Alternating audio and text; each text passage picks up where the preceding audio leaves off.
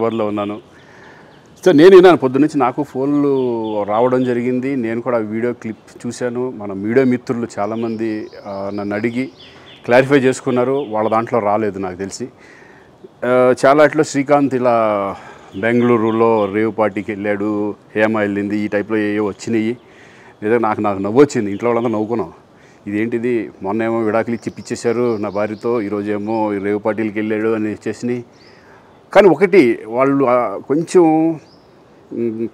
తొందరపడ్డంలో ఇది లేదనిపించింది. ఎందుకంటే వాడెవడో అతను ఎవరో కానీ కొంచెం నాలాగా ఉన్నాడు. వాడు కొంచెం ఇలా కప్పుకొని అది గెడ్డం ఉంది, బట్ ఇప్పుడు గెడ్డం నాకు లేదు అని, బట్ గెడ్డంతో నేను షాక్ అయ్యాను. ఇదేంటిది నాలాగా ఉన్నాడేంటి అని నేనే షాక్ అయ్యాను.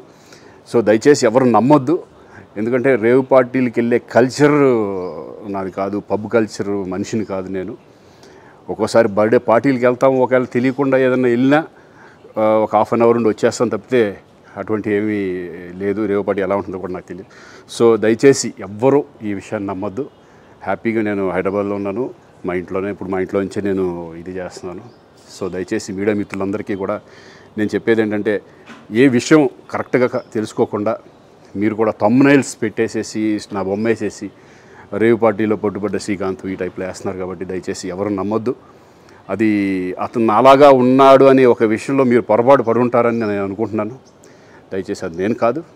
Thank you. ఇటువంటివన్నీ కూడా నిజంగా కొంతమంది వాళ్ళందరికీ నిజంగా థ్యాంక్స్ చెప్పుకుంటున్నాను నేను. కొంతమంది మీడియా మిత్రులు నాకు డైరెక్ట్గా తెలుసు కాబట్టి, వాళ్ళ ఫ్రెండ్స్ లాగా నన్ను ఇచ్చేస్తారు కాబట్టి, వాళ్ళందరూ నన్ను డైరెక్ట్గా అడగడం, నేను చూసి ఇద్దరు నవ్వుకోవడం, వాళ్ళు వాళ్ళ దాంట్లో వేయకుండా చూశారు కొంతమంది.